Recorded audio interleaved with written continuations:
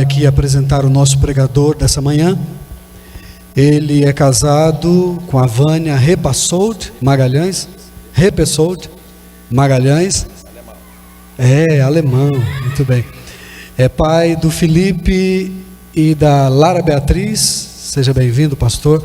Ele foi departamental de evangelismo Escola Sabatina lá em Rondônia, depois em São Paulo, e agora veio para a União Centro-Oeste ser nosso evangelista. Pastor Gilson, seja bem-vindo, que Deus o abençoe. O senhor sabe que o senhor tem um apelido, né? Não lembra não?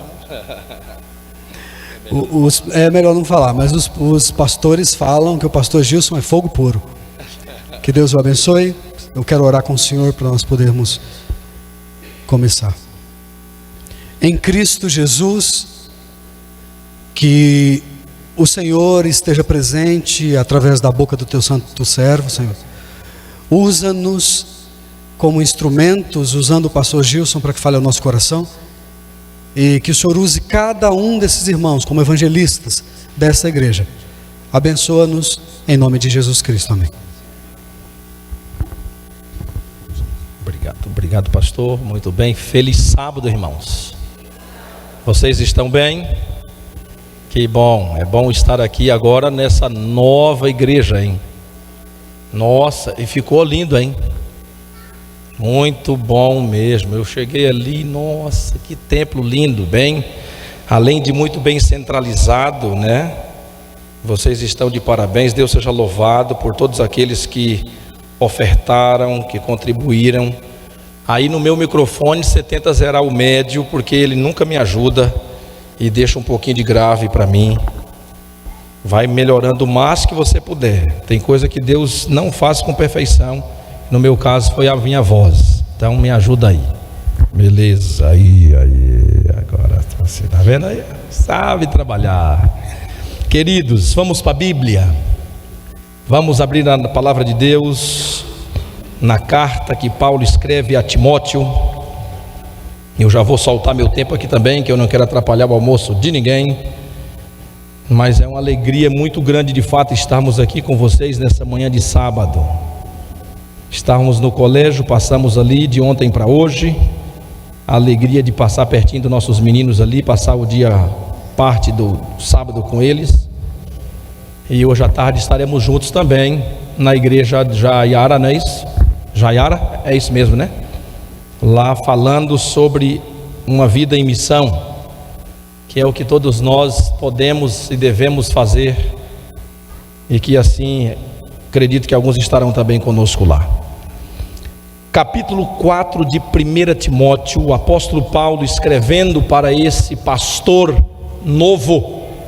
Aqui poderia ser um pastor aí iniciando o seu ministério. Ora, verso 1, agora com ruim ou com bom vai ser desse jeito. O Espírito afirma expressamente que nos últimos tempos alguns o quê? Apostatarão da fé. Agora veja o caminho: por obedecerem a espíritos o quê? Enganadores, e a ensinos de demônios. Então agora eu vou explicar o problema que estava vendo aqui para Paulo falar dessa forma. Aí ele continua dizendo assim: pela hipocrisia dos que falam mentiras. Você já entendeu então aqui que tem um elemento de heresia permeando essa igreja, para a igreja a qual Timóteo cuidava. Timóteo foi pastor da igreja de Éfeso. Hipocrisia dos que falam mentiras e que tem cauterizada a própria consciência. Então ele está lidando com um problema interno e não externo. É uma igreja onde está havendo uma situação bem difícil. Por quê? Porque pessoas da igreja, permitindo-se serem enganadas e levadas por ensinos não bíblicos, elas agora então, com a mente cauterizada, se tornaram pessoas hipócritas e mentirosas, E aí diz assim: tendo cauterizado a própria consciência, que proíbem o casamento e exigem a abstinência de alimentos que Deus criou para serem recebidos com ações de graças pelos fiéis, porquanto os conhece plenamente a verdade. Podemos parar por aqui e explicar, para ficar um pouco mais claro o problema que está acontecendo aqui. Por exemplo, Paulo coloca aqui a questão dos alimentos. Então havia na igreja agora um grupo dizendo que nas cerimônias não deveria haver alimento. A palavra alimento aqui é a palavra bromata, alimento sólido. Paulo aqui se refere a influências ascéticas, dos ascetas. O que acontecia então? Essas influências permeavam a igreja. E nas cerimônias ritualísticas, os ascetas, eles consideravam proibidos, ou total proibição de certos alimentos como espiritualmente desejável. Só que não é bíblico, mas eles condenavam essa prática na igreja. Só que aí tem outro detalhe. Aqui diz assim no verso 3: proibindo o casamento, já é um outro ramo de heresia. Por exemplo, os conceitos fanáticos aqui, introduzidos primeiramente pelos gnósticos, que acreditavam, no caso do cristianismo, acreditavam que toda a matéria é má por si. Aquela ideia do espírito bom, mas a matéria é má. Então, sendo o corpo matéria, a matéria é má, então tinha a proibição das relações sexuais. Então as paixões deveriam ser reprimidas e negadas. Por isso era proibido relação sexual, ainda que fosse no casamento. Imagina que loucura. Então veja que Paulo está lidando com o Timóteo agora com problemas internos. Nós não estamos aqui falando de uma igreja que está aqui caminhando para o céu, e agora essa igreja está sofrendo perseguição lá fora, crises. Não, irmãos. Isso nos preocupa, porque ele diz assim: ora, o Espírito afirma expressamente que nos últimos tempos, a expressão aqui, nos últimos tempos, era uma aplicação direta para aquele tempo, trazendo luz para problemas que nós poderíamos viver exatamente nos últimos tempos, como nós cronologicamente acreditamos, ou escatologicamente acreditamos, que o tempo do fim começou no final da profecia dos 42 meses, ou um tempo, 2 tempos e metade de um tempo, ou 1260 dias proféticos, sendo 1260 anos, começando em 538 depois de Cristo, e terminando em 1798. Então nós não acreditamos que o tempo do fim começa em 1844. 1844 começa outra coisa, é o juízo investigativo. O tempo do fim começa antes de 1844, na data, nesse período profético de 1798. Quando a Bíblia, o apóstolo Paulo está dizendo, o Espírito afirma expressamente que nos últimos tempos, é uma advertência direta ao contexto local onde Timóteo está pastoreando, e um cuidado que devemos ter para com os nossos dias. Agora me chama a atenção entender que quando Paulo fala, apostatarão da fé por obedecerem espíritos enganadores e ensinos de demônios. Então é difícil pensar alguém da igreja obedecendo espíritos enganadores, obedecendo a ensinos de demônios, pela hipocrisia, falando mentiras, e que tendo a mente cauterizada, ou que tem cauterizada a própria consciência. É estranho pensar em alguém da fé, sim ou não? Por quê? Porque Paulo está usando termos fortes. Olha, imagina se ele vem e diz assim: olha, o irmão tal, a irmã tal, a família tal da igreja que vocês conhecem, essa família está assim, estão ouvindo ensinamento de demônios, estão acreditando dessa maneira, estão caminhando assim. Olha, cuida. Estranho, irmãos, estranho. Então eu não estou aqui agora dizendo, olha irmãos, cuidado com a heresia A, B ou C. Eu só estou trazendo para vocês que a possibilidade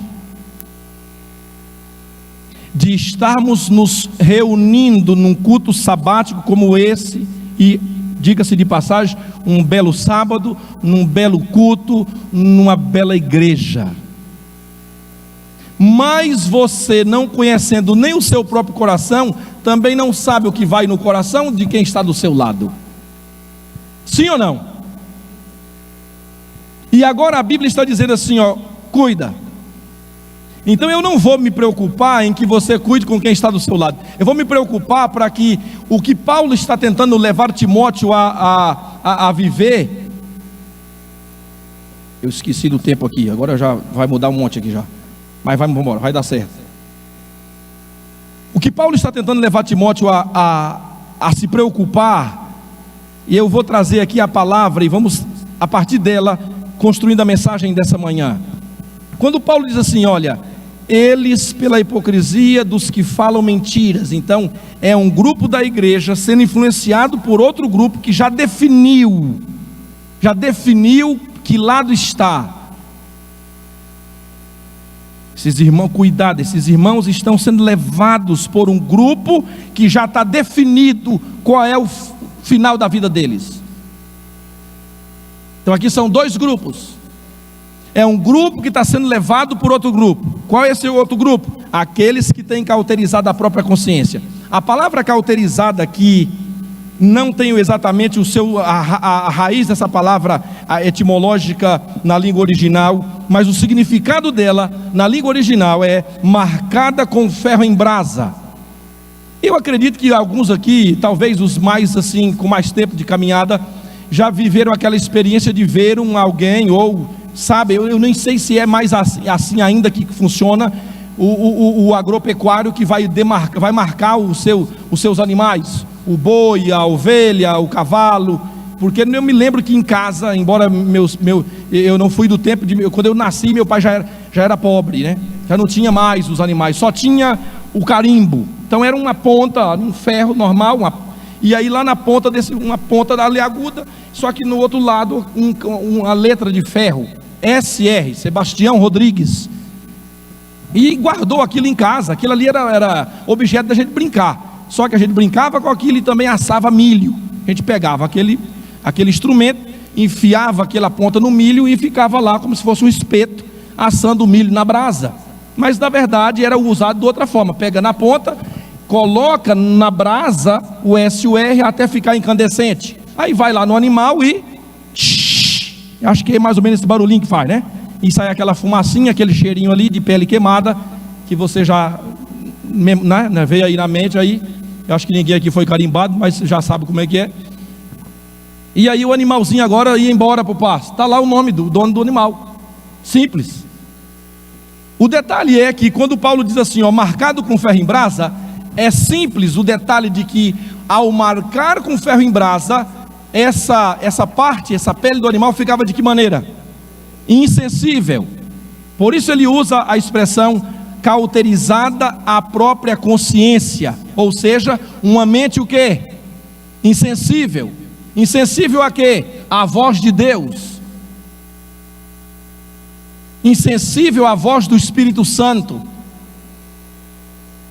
Terrível coisa é você ultrapassar a margem para o outro lado, na qual o Espírito Santo não tem mais acesso à sua mente.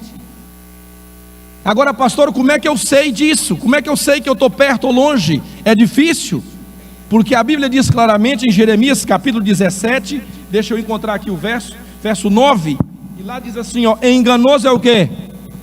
É o coração, e ele é o mais, enganoso é o coração mais do que todas as coisas, e desesperadamente corrupto, quem o conhecerá? Então nós nos colocamos numa situação que a gente fica assim, até um pouco preocupado, mas peraí, será que, como é que eu vou saber se estou insensível? Então deixa eu te ajudar trazendo para você, à luz da neurociência, numa palavra bem interessante, já está aqui na tela, o nome de William Orville Douglas. Na verdade, William, ele foi um juiz da Suprema Corte norte-americana, talvez, eu não me recordo exatamente, mas um dos que, ou o que mais serviu, atuou como o juiz da Suprema Corte norte-americana. Essa é uma foto dele, ainda jovenzinho, e algo aconteceu com ele. Ele teve uma lesão no lado direito do cérebro, paralisando então o seu lado esquerdo. A gente chama isso de AVC, não é isso? AVC, acidente vascular cerebral, que pode ocasionar exatamente o que a gente está citando aqui, foi o que ele teve. Só que ele adquiriu uma outra doença a partir da sua lesão cerebral, que paralisou um lado, porque isso aí é comum, a gente sabe disso. Afeta de um lado, paralisa o outro, afeta de um, paralisa o outro. O problema é que Douglas desenvolveu aqui é a foto dele novinho agora, né? Como juiz. Ele desenvolveu, aqui é a foto dele já velhinho, ele desenvolveu uma doença chamada anosognosia. Tenta ler lá para nós, por favor, eu gosto que vocês participem, vamos lá. Qual é o nome? Agonosinosia. Alguns estão lendo e estão falando errado, de tão boa que está a mente, né? Anosognosia. Uma pessoa que tem anosognosia, ela é o quê? Quero ver quem acerta. Anosognósica. Fala aí, anosognósica, fala. Eita, ficou lindo, lindo, tá lindo. Parece de fato uma palavra difícil mesmo, tem um trava-língua ali, mas eu vou explicar para vocês o que é essa doença. Estudando o livro de Antônio Damasio, falando sobre a neurociência, ele traz luz ao que é a nosognosia. A nosognosia é isso aqui. Está aqui então um detalhe sobre essa doença. É uma palavra composta então de origem grega, que significa nosos, doença, e gnosis, conhecimento. Então está aqui, ó. É o resultado de uma paralisia do lado esquerdo, causada por um determinado padrão de lesões cerebrais. Então, definidamente é o que é a nosognosia. Doença, conhecimento. Só que o A, esse prefixo aí, ele dá contrariedade àquilo que a palavra diz. Por isso, anticristo, anomia é o contrário do que é anomia. Anomia sem lei, lei, nomia, anomia contra a lei, ok? O A, por isso então seria o desconhecimento da o quê? Da doença. O que aconteceu com Douglas? Douglas, ele agora, ao ser diagnosticado com a nosognosia, ele simplesmente ignorou isso, até porque é isso que acontece. Ele não percebia que tinha a nosognosia. Como, pastor? Ele simplesmente não reconhecia que era anormal a sua paralisia. Então ele simplesmente, numa entrevista, convidou os médicos a irem com ele para uma caminhada, sendo que ele não tinha mais mobilidade de um lado. Em uma outra entrevista, ele disse que tinha se matriculado, se inscrito para um time de futebol americano, porque ele tinha um chute muito potente. E aí riram dele, e aí então foram tentando entender o que estava acontecendo, porque ele passou a viver as situações ridículas diante da situação de ele que todo mundo via, mas ele não reconhecia. Então, se alguém dissesse, doutor Douglas, o senhor não percebe que o seu braço direito ou esquerdo se move e o direito não? Ele ia dizer que o fato de um braço não se mover e o outro se mover, era assim que era. Ficou claro, sim ou não? O que é uma palavra grande, mas eu estou explicando aqui para você entender. O que é a nosognosia, pastor? A nosognosia é o desconhecimento da doença. Você vai no médico, o médico fala, você tem essa doença, e você diz, eu não tenho. E aí, quem é que tem razão? Você ou o médico? Você nega. Então vamos aqui só para entender um pouquinho mais. A neurociência diz que é uma das apresentações neuropsicológicas mais bizarras possíveis de encontrar. Exprime a incapacidade de uma pessoa de estar consciente da sua própria doença. Irmãos, eu estou aqui, não estou dando aula de neurociência para ninguém não, até porque é uma área que eu não domino. Eu estou querendo agora que você já vem comigo. Permita o Espírito Santo já começar a trabalhar no seu coração e na sua mente, trazendo isso para o campo espiritual, sim ou não?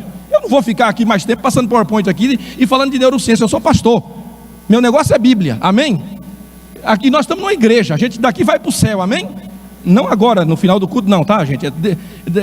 É o processo, vocês entenderam, né? Então vamos lá. Um AVC ou várias outras doenças neurológicas podem danificar um determinado sistema cerebral que produz a perda da função cognitiva. Então ali está. Onde é que a nosognosia aparece?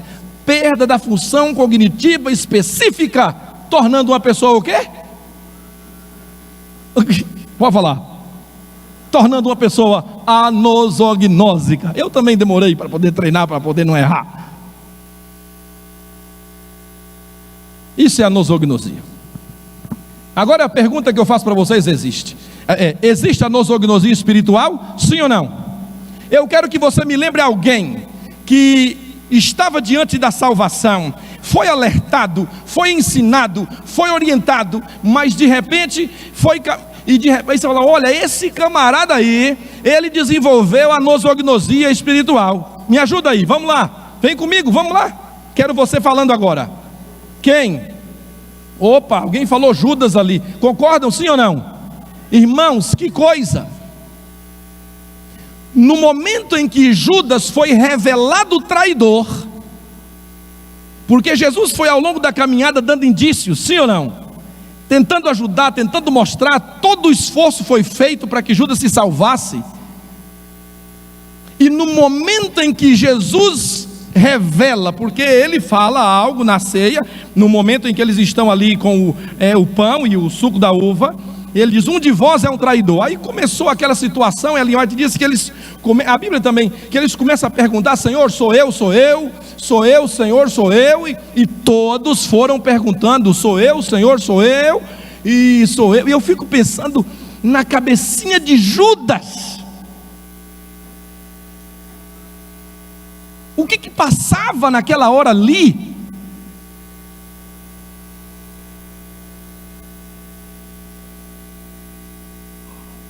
E será que ele estava pensando, sou eu? Aí de repente Jesus diz assim, aquele que comigo mete a mão no prato, ou seja, aquele que... Aí diz que nessa hora que acontece com Judas, levantou-se e saiu. Diz que ali, Satanás possuiu Judas. Ali eu acredito ter sido a linha divisória, sim ou não? Ali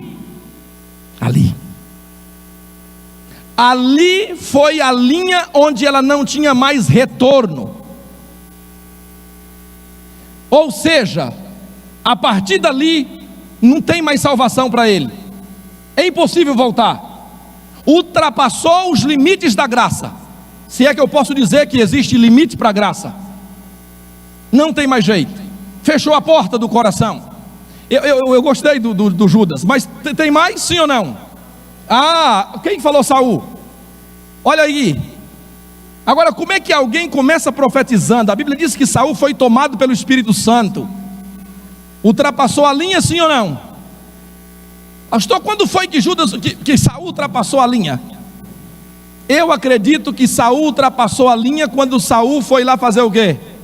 Se consultar com a médium lá de Endor, a necromante.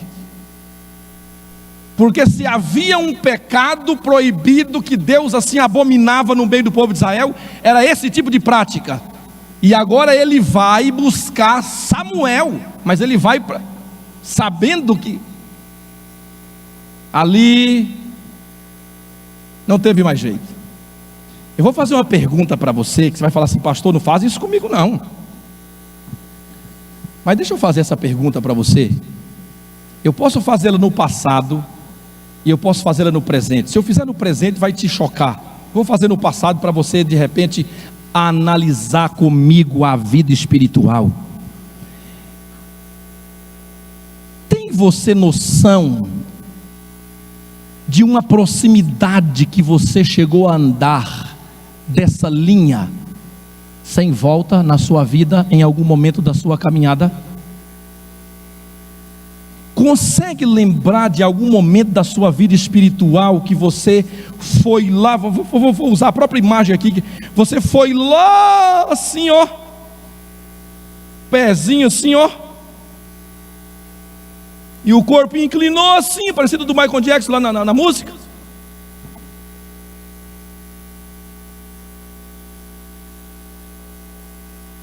E de repente você consegue memorizar alguma coisa na vida que você fala assim: meu Deus, eu tive coragem de fazer isso? Quando estamos lidando, irmãos, com esse tema, estamos lidando com o tema da salvação. E eu aprecio sem moderação um texto do Espírito de Profecia, e vocês vão lembrar dele comigo, embora eu não cito aqui a fonte agora, onde ela diz assim: toda alma tem um céu a ganhar, e o que mais? Termina, e o que mais? E o inferno a evitar. Aí ela diz agora: Satanás bem sabe que agora eu preciso trabalhar com o seu presente, tá? Eu estava aqui puxando o passado, como diz o outro, puxando a capivara, não é assim que ele fala? Puxando o histórico. Agora vamos para o presente agora. A partir desse verso que eu vou citar do Espírito de Profecia: Satanás bem sabe que todos quantos ele fizer abandonar a leitura da palavra e a oração, lhes serão presas fáceis. Agora, sem o teor de acusar ninguém, me permita perguntar se nessa manhã estou pregando um sermão para uma presa fácil do diabo. Permita o Espírito Santo desbloquear, talvez no seu coração, um bloqueio que já existe. Um bloqueio de entender que não tem nada a ver ficar a semana inteira sem parar para orar. Que não tem nada a ver. Tocar a semana toda, o mês inteiro sem estudar uma lição. Tocar a vida toda sem meditar na palavra. Me permita, pelo amor do Senhor Jesus Cristo, que o Espírito Santo agora desbloqueie na sua mente a ideia louca, satânica, anosognóstica, de que é possível estar salvo, acordando pela manhã, abraçando o celular e saindo para a aula, para o trabalho, para a vida. Aí diz: mas pastor, o que isso interfere na minha vida? Simplesmente interfere no seu destino.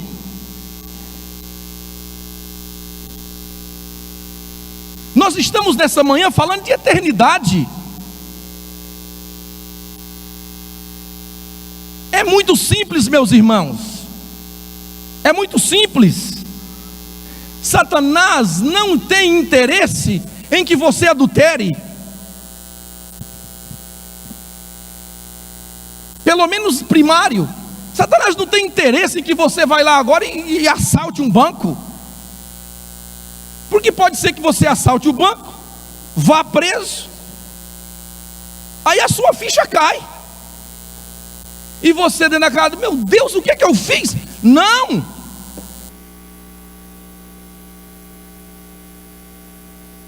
Então eu posso dizer que Satanás não tem interesse que você cometa pecados graves. Porque é muito certo que aqui a maioria não comete pecados graves. Eu tenho quase certeza que estou pregando para gente que nunca assassinou ninguém, que nunca adulterou, que nunca roubou o dinheiro do outro. Eu estou pregando para gente que tem bom comportamento. Satanás não tem interesse que você cometa nenhum dos 7 pecados capitais. Por quê? Porque eles são horríveis. E se alguém descobrir, a tua casa cai. Mas o que é interessante é que às vezes a casa cai para salvar a pessoa. Olha o jovem da parábola. O jovem da parábola, diz a Bíblia, caindo em si. Oh, meu irmão, Satanás não quer levar você à ruína, a comer comida de porcos, a perder sua vida financeira, a perder... Não. Porque se você vai lá e chega na estaca zero, você cai em si. O jovem rico, diz a Bíblia, o filho pródigo, diz a Bíblia, caindo em si. Significa que ele estava o quê? Ele estava o quê? Ele estava o quê? Fora de si. Qual era a doença espiritual desse rapaz? Está aqui, ó. Não tem problema morar longe da casa do pai. Então não tem problema ficar sem vir à igreja. Não tem problema cortar minhas relações com o pai. Não tem problema ficar sem Bíblia. Não tem problema ficar sem oração. Pastor, o senhor está falando hoje daquilo que é comum para a igreja? Irmãos, esse é nosso problema. Se nós levássemos a sério aquilo que é simples, aquilo que é comum. Mas a Bíblia diz que esse garoto agora vai embora, e você sabe a história, e começa a viver dissolutamente, e começa a cometer, aí diz a Bíblia agora, caindo em si. Quando ele chega na miséria, onde lhe é negado comer a comida dos porcos, aí parece que algum botãozinho foi acionado nele, e a nosognosia morreu. Sim ou não? Ele não tinha percepção do seu estado, ele não tinha percepção da sua situação. Aí agora ele, eita, nossa. Primeira coisa, estou fora da casa do pai, estou longe da casa do pai. Levantar-me-ei, irei ter com meu pai. Satanás, sabe uma coisa? Vai ter muito crente que vai ter uma jornada linda, comportamental. Nunca vai ter uma comissão de igreja para reunir, pastor, e citar o nome dele para uma disciplina. Isso é lindo. Já pensou que coisa linda? 40 anos na igreja, nunca uma comissão levantar para fazer uma observação negativa, porque bem comportadinho, coisa mais linda. Pastor, e está errado isso? Claro que não, meu irmão, pelo amor de Deus. Isso é maravilhoso. O problema é, Satanás não se preocupa. Satanás não se preocupa com o seu bom comportamento. Satanás tem um princípio: eu vou fazer de tudo. Eu vou fazer de tudo. Do amanhecer ao anoitecer, do anoitecer até a madrugada, eu vou fazer de tudo para desviá-lo de Jesus. Eu vou fazer de tudo para cortar o relacionamento dele com Jesus. E se eu conseguir cortar o relacionamento dele com Jesus, eu não vou levá-lo para o adultério, não vou levá-lo para a prostituição, não vou levá-lo para as drogas, não vou levá-lo para a maconha, não vou levá-lo para o presídio, porque lá ele volta. O povo começa a orar por ele porque ele está perdido, comissão tem que reunir porque aí fica, não, daqui a pouco estão chamando ele no reencontro, vai pastor visitar ele porque ele está na cadeia. Não vou mexer com ele, eu só tiro ele de Jesus e deixo ele, e ele vai aprender a viver uma vida cristã baseada em comportamento, se vestindo bem, aparentando bem, arrumadinho, vem para a igreja, está tudo certinho, está tudo certinho, está tudo certinho, mas ele não sabe, porque a nosognosia é o desconhecimento da necessidade, é o desconhecimento da doença. Então Satanás tem uma forma, uma matemática, um processo para nos levar a isso. A primeira maneira como ele faz é o D da distração. Satanás, ele não se apresenta para nós chifrudão, com aquele garfo. Não, irmãos. São 3 Ds. O primeiro deles é distração. E eu posso estar pregando para alguém distraído.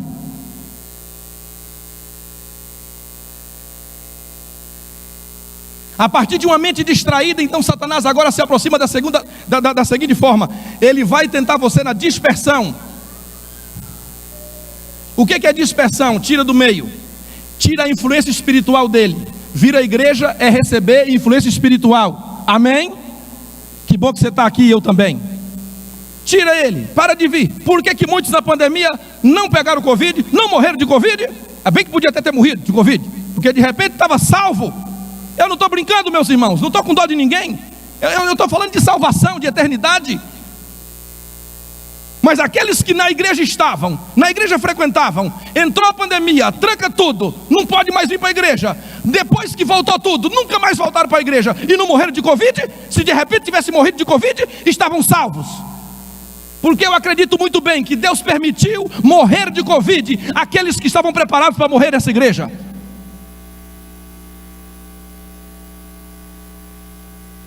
Outro dia preguei numa igreja, os anciãos me cercam lá na porta, pastor, o senhor tem que voltar aqui e fazer uma semana de oração. Eu digo, para quê? Para trazer de volta a igreja que parou de vir na pandemia. Eu digo, como é que você fazer isso? Nós vamos visitar todo mundo e aí a gente chama todo mundo para a sua semana de oração. Reavivamento espiritual. Eu imagino que o que Satanás fez, distração. Irmã distraída, irmão distraído, família inteira distraída. Chegou a pandemia, dispersão. Não tem mais culto, não tem mais reunião. O que é que faz agora? Dispersou, cada um na sua. Alguns se perderam aí. Porque o primeiro D é distração, o segundo é dispersão, o terceiro é destruição. O oposto também aconteceu. Teve gente que na pandemia, ao destampar a pandemia, a nosognosia foi destruída. Me lembro da história de 2 membros ex-adventistas, 2 médicos inclusive. Foram na associação, não vou nem dizer qual campo foi. Foram na associação e um levou um cheque de 50 mil e falou, está aqui, esse aqui é meu dízimo atrasado. Esse negócio aí é o fim do mundo. Eu estou voltando para a igreja, marca meu rebatismo. Olha que coisa boa. O outro levou 40 mil. Está aqui minha finança atrasada com a igreja. Marca meu rebatismo. Eu estou voltando para Jesus. Eu conheço de doença. Olha que coisa. Olha que coisa. Sim ou não? Despertou. Só que eu pergunto, e aí? Será que alguns não foram dispersos para sempre? Sim ou não? Só se não foi nessa igreja, porque aonde eu passo por aí afora, rapaz, o povo não voltou mais. Alguns não voltaram mais. Alguns não voltaram mais. Só que eles não morreram na pandemia. Quem morreu, tudo certo. Ainda bem que não volte mais. Amém? Porque imagina se voltar, aí está tudo ruim. Mas alguns irmãos não morreram e não voltaram nunca mais.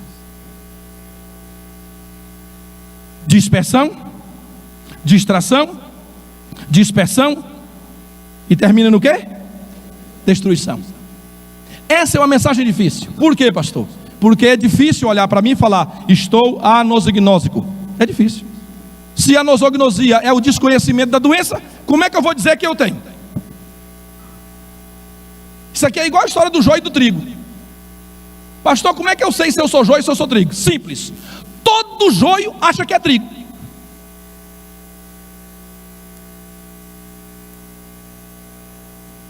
Eu começo por aí. Todo joio acha que é trigo. Agora, como é que eu vou descobrir o joio? Se o joio acha que é trigo? É difícil. Pastor, até agora só trouxe problema. Eu sei. Fique em paz, vai terminar bem. Amém? Qual é o remédio para isso? Eu já disse para você como é que acontece, como é que Satanás faz. Quais são os caminhos? Já falei de coisas simples. Aí se você fala, pastor, realmente eu estou há 5 dias sem ler minha Bíblia, eu estou há 1 semana sem parar e orar de verdade. Orar não é ajoelhar lá, é parar e passar tempo com Jesus. Não tenho tido isso. És um laodiceano. Jesus está do lado de fora do coração, mas ele ainda está do lado de fora batendo. Amém? Ainda dá tempo dele entrar. Se o remédio para Laodiceia é Jesus sair do lado de fora do coração e entrar para o coração desse laodiceano, dessa igreja que somos nós, o remédio para a nosognosia, porque Laodiceia, qual é a doença de Laodiceia? Pastor, é só abrir a Bíblia, Apocalipse capítulo 3.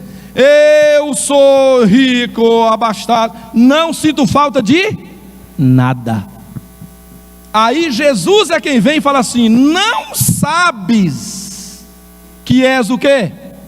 Ela não sabe, ela não vê, ela não percebe que é pobre, que mais? Cego, que mais? Nu. Eu não estou aqui, irmãos, pregando um sermão de outro planeta, não. Eu estou falando da Bíblia. Estou trazendo para vocês uma ideia neurológica para a gente entender isso. A doença de Laodiceia é insensibilidade. Ela não é, acha que é. Ela acha que tem o que não tem. Ela acha que está bem quando não está bem. Ela acha que está certo quando está errado. Ela acha que está salva e está perdida.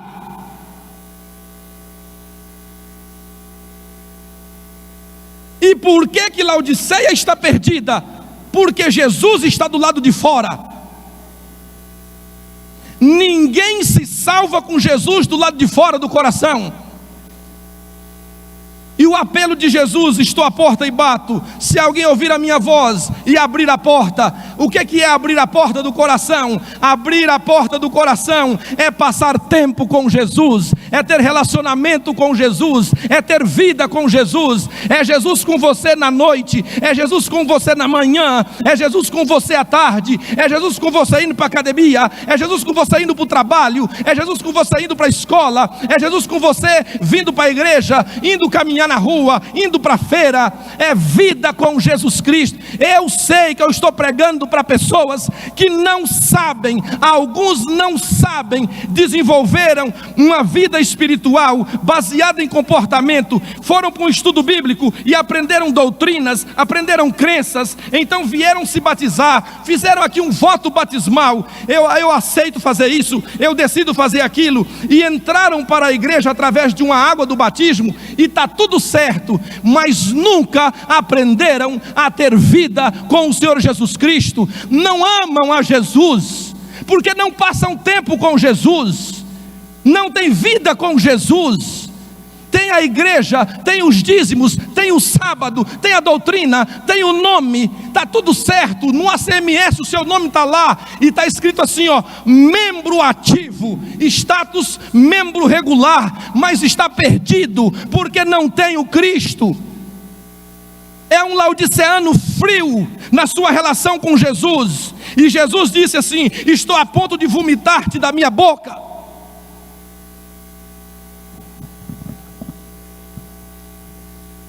Essa é a tragédia de Laodiceia.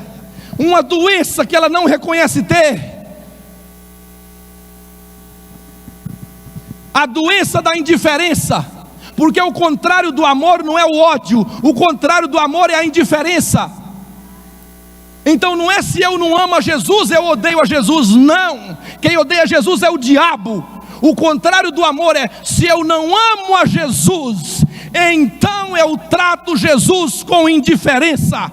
O que é tratar alguém com indiferença, irmãos? É tirá-lo da sua vida, é deixá-lo distante, é dar um chá de banco nele, é dar um castigo nele. Fica lá, eu não quero você reinando sobre mim, eu não quero conversa com você, eu não quero tempo com você, eu não quero você na minha vida, eu não quero você na minha história. Então Jesus fica lá em algum lugar.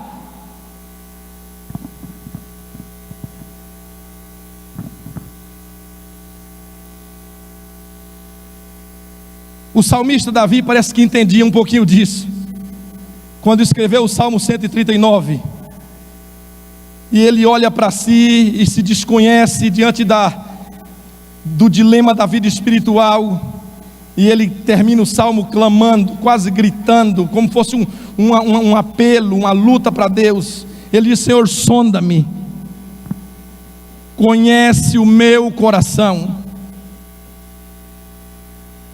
Olha o que ele termina dizendo ainda: prova-me e conhece os meus, o quê?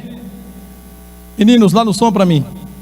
Aí ele diz assim, ó, vê. Por quê? Ele não consegue ver ali, ele não consegue perceber.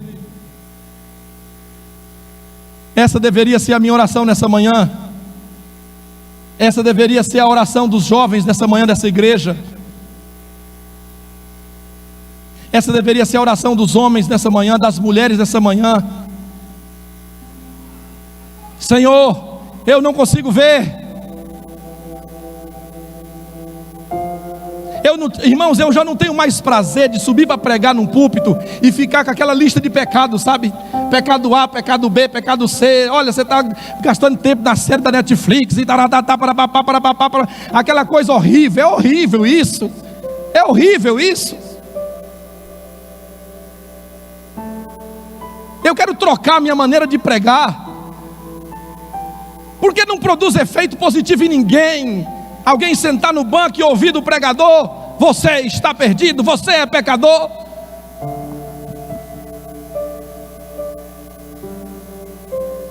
Porque eu estou aprendendo, eu ainda estou aprendendo. Estou completando agora no mês de abril 25 anos de batizado nessa igreja. E estou aprendendo a coisa mais linda, a coisa mais linda que um cristão pode ter na vida: a doçura de uma amizade com uma pessoa chamada Cristo Jesus.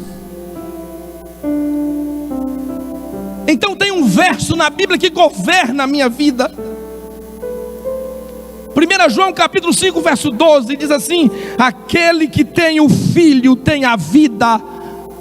Aquele que não tem o Filho, irmão, deixa eu falar uma coisa para você. Você pode ter a igreja, pode ser amigo do pastor, pode ser ancião de igreja, pode estar bem casado, pode ter seus filhos educados na igreja, no desbravador, estuda na escola adventista. Você pode ter tudo isso. Por favor, abre teu coração para entender isso hoje.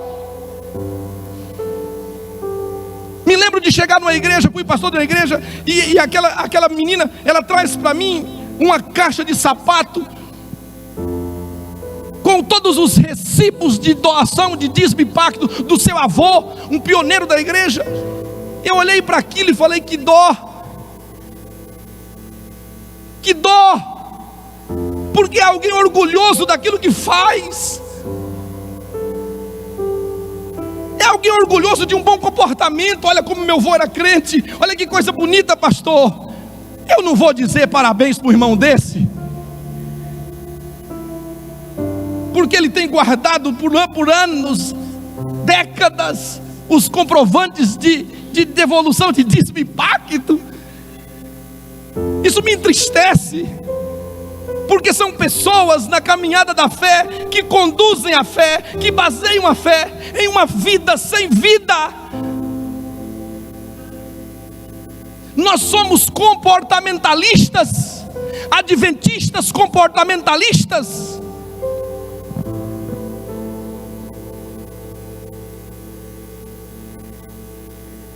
Nós temos uma capacidade plena de reunir uma comissão e remover uma pessoa, mas não temos noção nenhuma de fazer o que fazer com essa pessoa depois da remoção. Eu me lembro que quando pastor de uma igreja, eu fui então agora reunir a comissão para poder disciplinar um jovem que tinha engravidado uma menina que inclusive nem da igreja era. Eu disse: irmãos, o caso é esse. Qual é a medida, irmãos?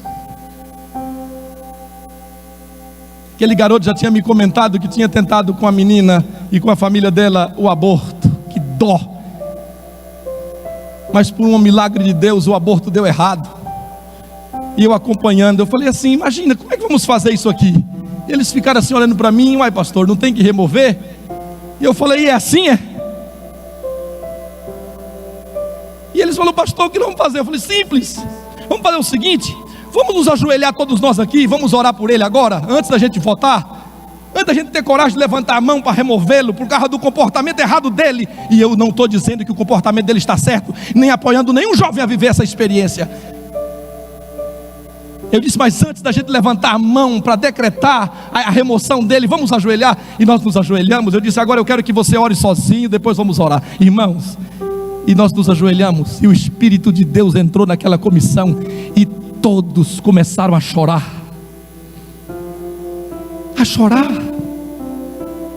Quando nós fomos tomar o voto da remoção daquele menino, todos choravam. Choravam. Quando é que nós vamos entender, meus irmãos.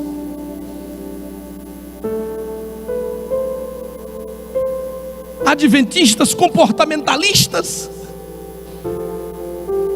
deixamos Jesus de fora o tempo todo da nossa vida.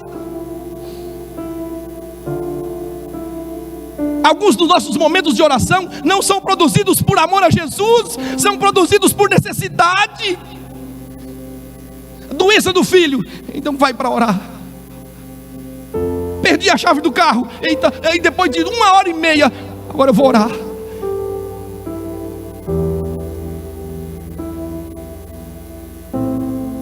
Ah, queridos, aquele que tem o filho tem a vida, diga amém. Aquele que tem o filho tem a vida. Pastor Gilson, qual é o remédio para a nosognosia? O remédio para a nosognosia espiritual é você não abrir mão da comunhão com Jesus Cristo, é você lançar mão da sua vida, da sua deficitária de vida, e você correr para Jesus. Quando? Todo dia, toda hora, ir a Ele, permanecer nele. Jesus, vem comigo, vem comigo, vem comigo, dirigindo o carro daqui para Brasília, daqui para Goiânia, e você vai orando, falando com Ele. Ele agora se torna o centro, a razão, a emoção, o tudo na sua história. E você não consegue mais viver sem Ele, porque não tem sentido sem Ele, não tem sentido sem Ele.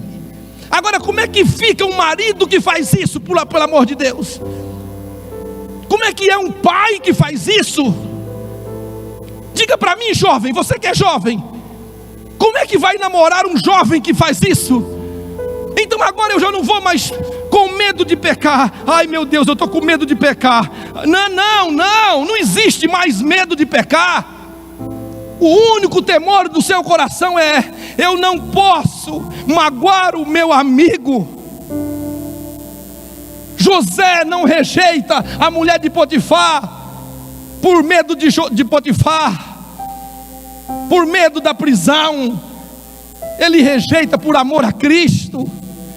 Quando o amor a Jesus se tornar então a razão de você não pecar, aí você estará salvo. Quando o amor a Jesus for a razão de você não cometer as coisas que já cometeu mais, aí estará salvo. Esse filme aqui, vou assistir, comecei a assistir, não posso mais continuar essa série. Por que não? Porque não, essa série aqui, ela lida com drogas, ela lida com pornografia, olha aí um monte de cena. Isso não, eu não posso ver. Não. Adventista comportamentalista diz isso. O pai fala para o filho: meu filho, não pode ir ali. Por quê? Porque não pode. Ele não sabe dizer por que não pode. Ou então ele fala porque é mal. Meu filho não bebe porque vai fazer mal, tem cirrose aí. Ou então não, porque vai ser disciplinado da igreja. Não, está tudo errado.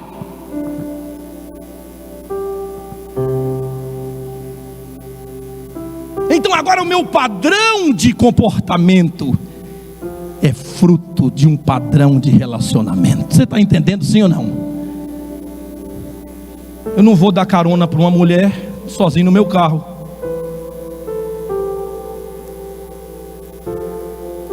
Não é por amor à minha esposa, porque você pode até não adulterar por amor à sua esposa, mas não está certo. Uai, pastor, não, porque tem marido que adultera amando a esposa. Parece uma loucura, eu não vou provar isso aqui agora, mas é verdade. Qual foi o amor que ele perdeu? Qual foi o relacionamento? Pastor, e é possível adulterar estando bem casado, sim ou não? Não é, pastor, jamais. Pastor, é possível adulterar estando bem sexualmente casado, sim ou não? Ué, como não? Será que eu vou ter agora que puxar um monte de história aqui para poder dizer fulano estava assim? Não. Agora, diga para mim, é possível adulterar colado na pessoa de Jesus, amando a Jesus, abrindo a Bíblia toda manhã, gastando tempo, orando, abrindo o coração, falando com Ele, todo dia andando com Ele. Senhor, vem comigo, vem. É possível? Não. Então não se adultera por amor à esposa, a esposo. Não se rejeita o outro por causa de amor. Está errado. Isso é comportamento. Tem um Jesus muito mais excelente do que sua esposa no meio da sua vida. Tem um Jesus muito maior do que seu marido no meio da sua vida. Não se rouba o patrão, porque não tem negócio de cadeia aqui não. Aqui é Jesus Cristo. O padrão para o comportamento então agora passa a ser a pessoa de Cristo, e não meramente um padrão de comportamento. Está claro, sim ou não? Está claro, irmãos? Vocês estão entendendo, sim ou não? Amém. Então eu vou terminar. Olha a clareza do meu apelo. Simples, simples. Eu não sei quem você é. Não sei que tanto já ia travar, viu? Já ia errar. Eu não sei que tanto da anosognosia está na sua vida. Nem você sabe, porque é anosognosia. Tu não sabe. O melhor sermão para apelo é esse aqui.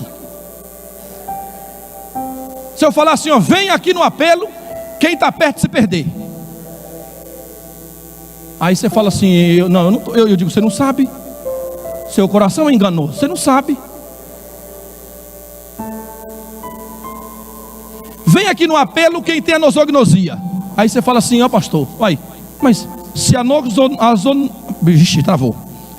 Se a nosognosia é o desconhecimento da doença, como é que você... Então eu não vou fazer esse tipo de apelo, porque esse apelo é negativo. É simples. Vai se levantar e vai vir aqui para orar comigo. Aquele irmão e aquela irmã dessa igreja, aquele jovem, aquele adolescente, aquele casal, aquela pessoa que quer colocar no coração a realidade da vida cristã, que quer orar agora e não orar por um Senhor me livra de pecar tal, Senhor me livra da droga, Senhor me livra do roubo, Senhor me livra do adultério, Senhor me livra da indecência moral. Senhor, não, irmão, não se ora. Essa oração está errada. Por quê, pastor? Porque ela é uma oração baseada no comportamento. Qual é a oração verdadeira? Senhor, ensina-me a amar a Jesus de todo o meu coração, com todas as minhas forças, de toda a minha alma e de todo o meu entendimento. Eu quero amar a Jesus, eu quero amar a Jesus. Ensina-me a amar a Jesus. Preciso amar a Jesus. Eu não amo a Jesus, eu não amo a Jesus. Eu quero amar a Jesus, eu preciso aprender a amar a Jesus. Coloca em mim teu amor, enche meu coração do teu amor. Eu não amo a Jesus ainda. Sou um laodiceano frio. Eu quero amar a Jesus. Essa é a pessoa. Se tem alguém aqui nessa manhã que pelo menos agora reconhece que ainda não ama Jesus, que precisa desse coração transformado, que precisa desse coração que se apegue a Cristo e a nada mais, que descansa nesse amor, que aprende a andar com Jesus, que aprende a abrir o coração para Ele entrar. Então você está dizendo, eu estou indo, pastor, porque eu estou cansado de ser laodiceano. Eu não quero mais uma vida sem a Bíblia, sem uma oração. Eu não quero mais uma vida sem Cristo. Eu não quero mais, eu quero uma vida com Jesus. É essa pessoa. Eu não sei quantos precisam vir, eu não sei quem vai vir. Eu só estou pedindo que você venha em nome de Jesus Cristo. Se essa mensagem alcançou seu coração, se o Espírito Santo fala com você agora, se Ele toca a sua vida como toca a minha, e eu já estou aqui, por favor venha, venha. Eu vou orar por você como oro todos os dias, e vou orar com a mesma intensidade do meu coração como oro por mim mesmo, e vou pedir para você o que eu peço para mim. Por favor, cheguem mais, se espalhem um pouquinho mais para que caibam aqueles que estão no corredor. É simples, simples. Eu vou pedir para Jesus o que eu peço para mim. Por favor, venham. Eu quero vocês aqui. Se vai, quem levantou para mim, então venha até chegar. Termina. Enquanto a equipe do louvor já vai subir aqui para após a oração nos despedir. Não. É para chegar aqui. Vem para cá. Vem aqui, ó. Vem, minha irmã, aqui. Vem. Pode. Avança. Isso. Pode. Ninguém no corredor. Vem aqui. Eu gosto de gente. Vocês não têm noção como eu gosto de gente. Quando eu estou meio apagadinho assim, eu vou meio pro meio do povo, aí eu fico animado de volta. Eu gosto de gente. Vem, por favor. Eu vou ser sincero com vocês. Venham, laodiceanos. Venham, mornos. Venham, frios. Venham, pecadores. Venham, fracos. Porque aqui prega para vocês o laodiceano autêntico. Autêntico. Se eu tivesse que dizer para vocês hoje, irmãos, joio e trigo, eu estou dizendo, hoje vocês estão ouvindo o sermão pelo joio, mas que Jesus está transformando em trigo, amém? Laodiceano que Jesus está transformando em alguém cheio de vida, porque está aprendendo a andar com Ele.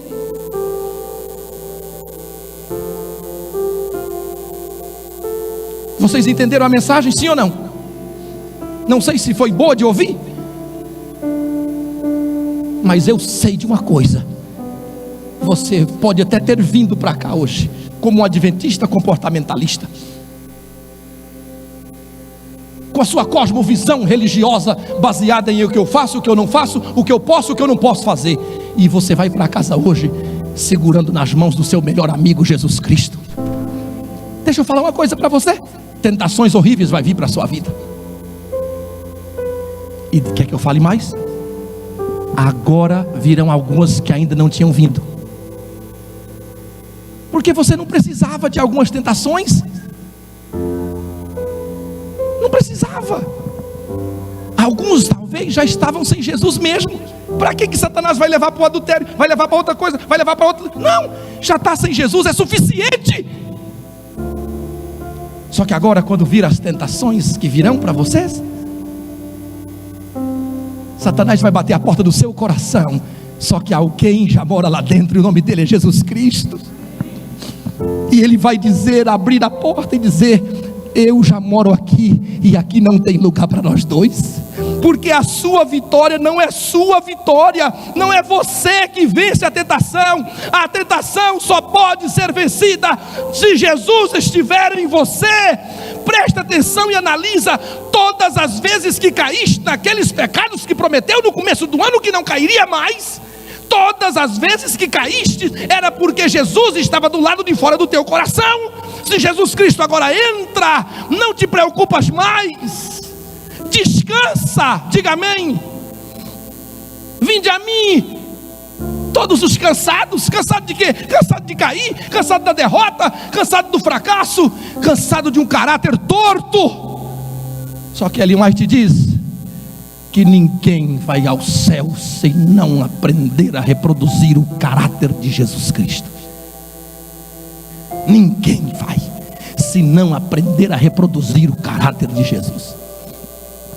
Nosso problema de casamento é caráter, de finanças é caráter. Só que se Jesus agora então restaura e implanta em nós o caráter dele, o que acontece com o nosso casamento? Piora? Não, vai ser uma eterna lua de mel, amém? Nossa vida financeira resolve, tudo resolve. Vinde a mim os cansados. Aí ele diz assim: e sobrecarregados. Só existe uma coisa que sobrecarrega o cristão: natureza pecaminosa. Vinde a mim os cansados e sobrecarregados do comportamento. Fariseus, preocupados, não posso fazer isso, não posso fazer aquilo. Vinde a mim cansados e sobrecarregados. Aí então agora eu vou a Jesus. Me permita terminar parabolizando, exemplificando. Vou a Jesus. Aí ele fala assim: tomai sobre vós o meu jugo. O que é jugo? Aquela trela, aquele negócio de madeira que coloca no pescoço de dois bois. Não existe jugo para uma pessoa só. Por isso que a Bíblia fala jugo desigual. Vamos aqui, irmã, aqui ó. Então ela entra aqui e entra aqui. Aí agora passa uma corda embaixo, ou um fio de um metal, e trava. Parece bobo para você, mas deixa eu falar para você como é que faço. Todos os dias na madrugada, quando eu vou a Jesus e passo o tempo com Ele, e eu faço isso dentro do meu carro, sozinho. Desço lá do meu apartamento, eu vou para a garagem e entro lá. Em algum momento da minha conversa com Jesus, eu coloco o meu pescoço, a minha cabeça no banco e digo assim: Jesus, agora coloca o jugo, coloca o jugo, coloca o jugo. Amarra a corda, porque se eu amarrar, eu saio, eu desamarro e saio. Eu deixo o Senhor sozinho, vou embora viver o dia sem Jesus. Então, por favor, coloca o jugo. Tudo que eu mais quero nesse dia é que o Senhor esteja comigo do meu lado. Eu não estou dizendo para vocês, irmãos, que eu já fiquei perfeito. Pelo contrário, cada dia mais perto de Jesus, mais dor no meu coração, mais joio eu me sinto, mais laodiceano ele me encontra. Mas aí eu entendo agora que a salvação não é essa ausência de pecados. A salvação é a presença de Jesus. Diga amém quem entendeu. Eu vou falar de novo, e se você entendeu, diga amém. Salvação não é a ausência de falhas, erros e pecados. Salvação é a presença de Jesus. Então hoje você precisa ir para casa salvo. Amém? Salvo. Agora eu posso orar. Vamos orar? Eterno Deus, Pai querido, todo-poderoso, Senhor, aqui nós estamos na Tua presença, e o Espírito Santo de Deus passeia nesse lugar. Ele está visitando nossos corações, Senhor. Há algumas pessoas aqui que hoje estão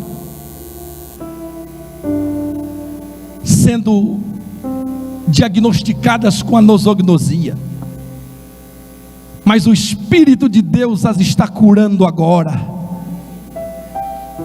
Ele é o antídoto, Ele traz Jesus ao nosso coração. E o remédio para a nosognosia espiritual é a presença do Cordeiro de Deus, que tira o pecado do mundo, tira as escamas dos olhos, tira a insensibilidade da mente cauterizada. Então, ó Deus, eu me entrego com esses irmãos nas Tuas mãos agora. A influência da nossa mente a partir de agora, ela precisa ser do Espírito Santo de Deus.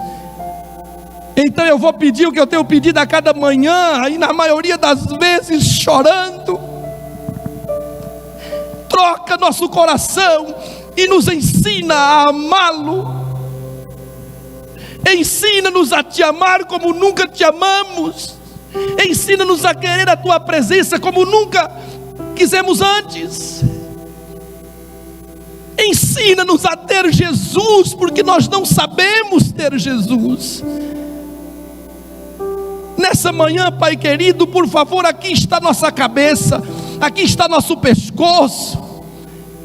Ao vir nesse apelo, estamos colocando o jugo de Jesus sobre nós.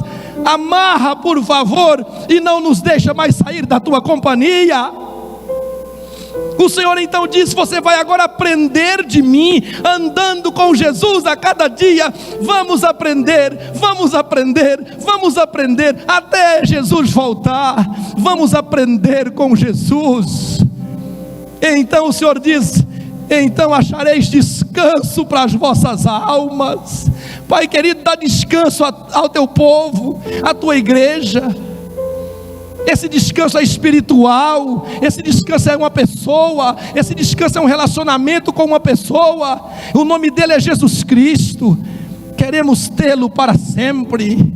Então, ó Deus, agora abra o meu coração. Essa igreja abre seu coração. Entra, Jesus, por favor, entra. O Senhor disse: eu estou à porta e bato, se alguém ouvir.